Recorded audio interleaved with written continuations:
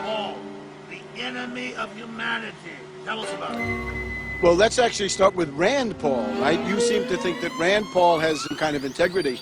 My information is that Rand Paul made a pilgrimage secretly to the offices of the Weekly Standard and essentially deal with William Crystal that Rand Paul would commit to being open to an attack on Iran, which he is in public. And it says that he's willing to entertain an attack on Iran, and that he would vote for economic warfare measures against Iran. Now, we've just had Rand Paul flirting in public with Romney, and he's obviously making a bid for the vice presidential spot. Now, based on the Bilderberger group here, looks like Mitch Daniels is in the line ahead of Rand Paul.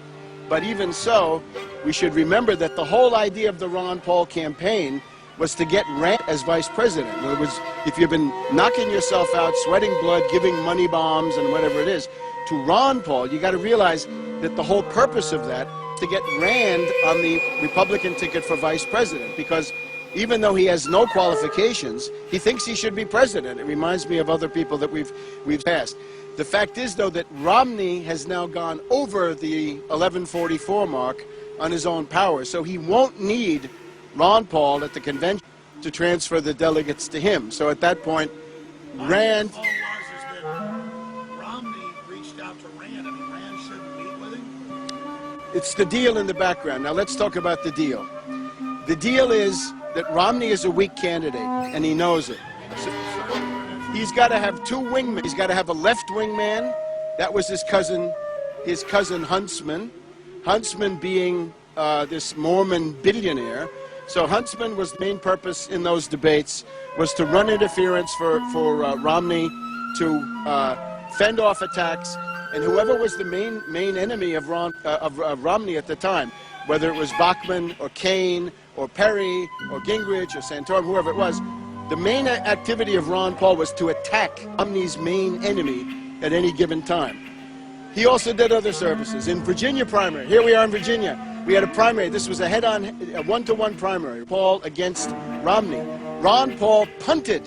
He wouldn't campaign because he was afraid of defeating Romney. Now, that might have caused the collapse of the Romney campaign. So Ron Paul's goal is to keep Romney as the leading candidate, but at the same time get enough delegates so that he is indispensable for Romney. And he wasn't able to thread a couple of other things. Romney wanted to avoid debates.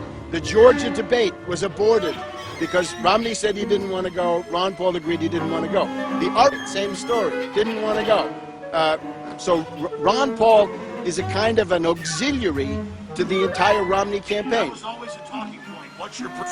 What's your discovery? I was out of the gate on the 10th of January with this, the 10th of January. My proof is, if you watch those Republican debates and you can't, that Romney is there to be, is being helped by Ron Paul, you don't have any political judgment. In other words, Paul ran 5 different ads against me. That was an establishment Democratic talking point.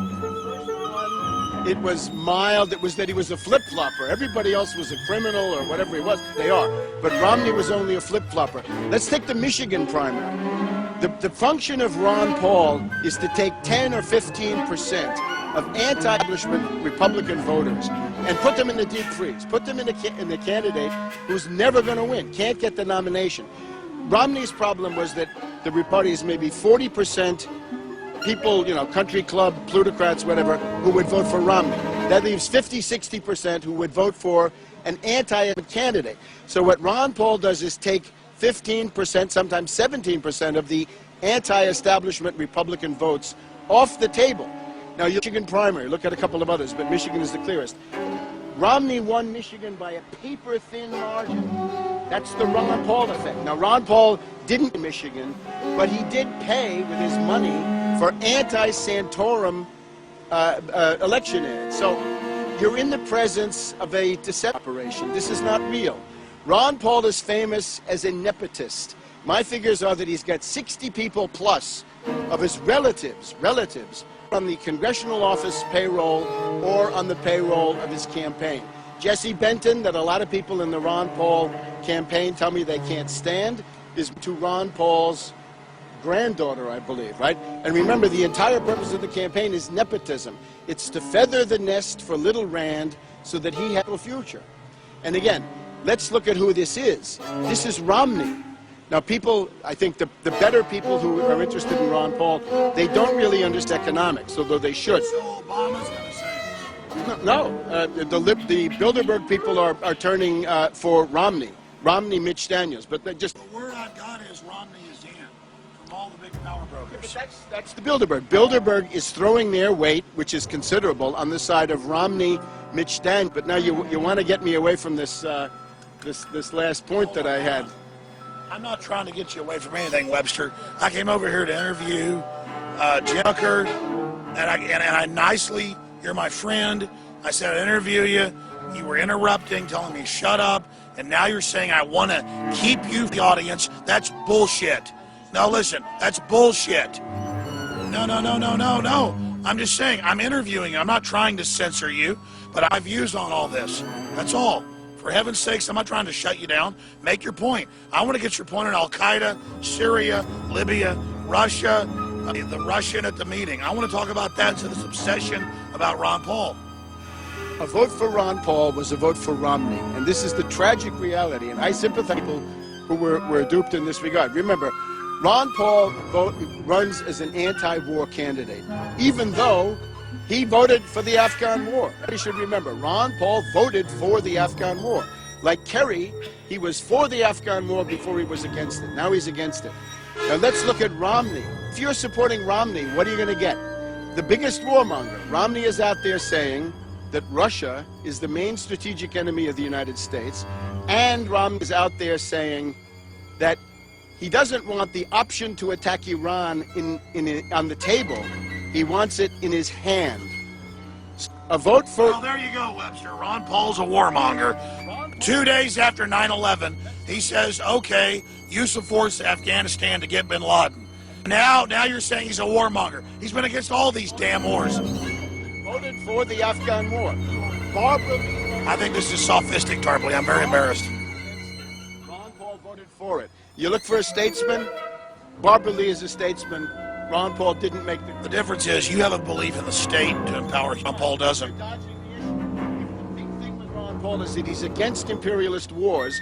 How come he voted for the Afghan war? Where's the beef? Now, underlying all this, right? We're talking about the Mormons, okay? An important issue. The theology of the Mormons is that they are anti-black. The holy books. Yeah, right.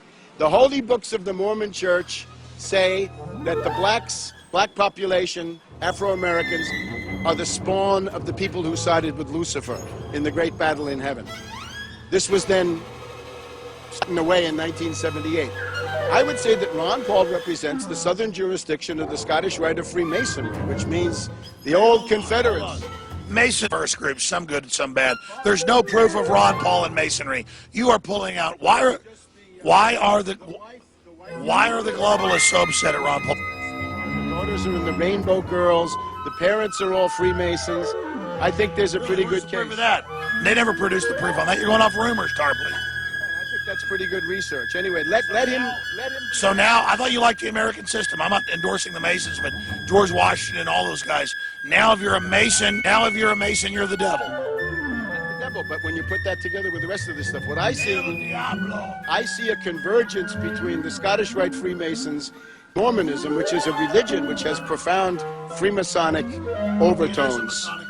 Yeah, I think there is this element to it, yes.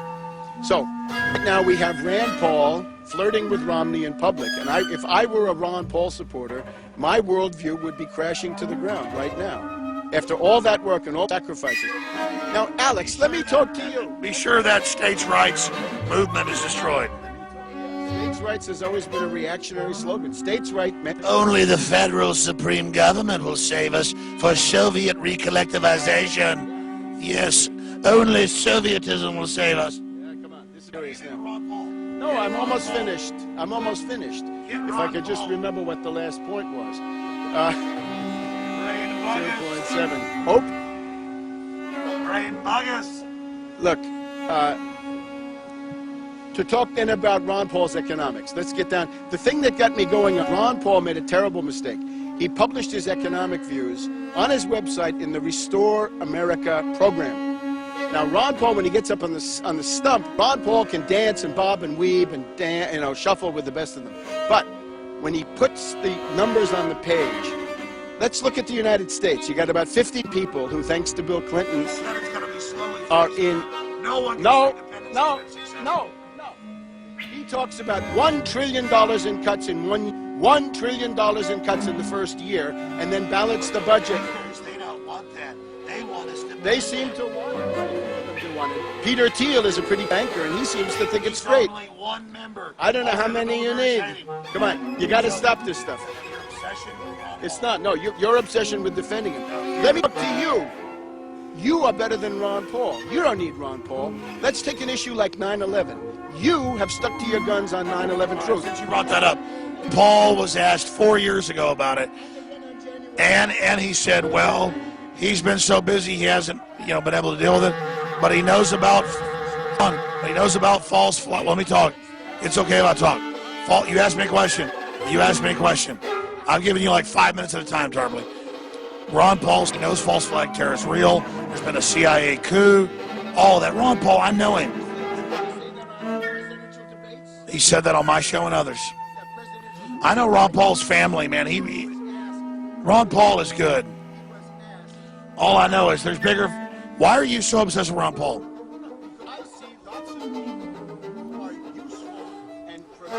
Useful idiots for your Soviet model? All right. 60 seconds on your obsession with them, because I want to get to all these other issues. Oh, really? Only Ron Paul. In the entire galaxy, it's all Ron Paul. Not Syria, not Libya, not Russia, not NATO, not Europe collapsing, not the pigs being sucked dry. Ron Paul. He's so evil. He's so bad. Tarpley, he'll save us, along with the communists.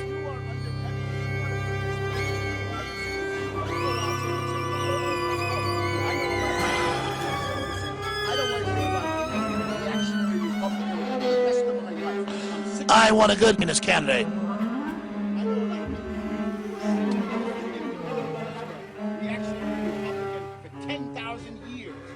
Hey, I'm against power structure. Can we now move on to the next? Can we move? Well, I exposed Obama. I exposed Bush. But you're running interference for Ron Paul, and he's running interference for Romney. What does that mean? Listen, Romney's an unknown country. I've exposed his ties to Bain, all of it. Now listen, stop right there. Finish up with your Ron Paul thing. Let's move on to the next subject. A vote for Ron Paul was a vote for Romney. So you love. So you're no. I take second place. Move on from the Ron Paul. I take second place to nobody. I was the first out of the gate. I was the first, I think, in the relevant universe to expose Obama. So I have the credential. In other words, I was telling left liberals in 2008, you're being duped. Watch out. Today, I tell people like you, you're being duped by Ron Paul. Spit. Same story.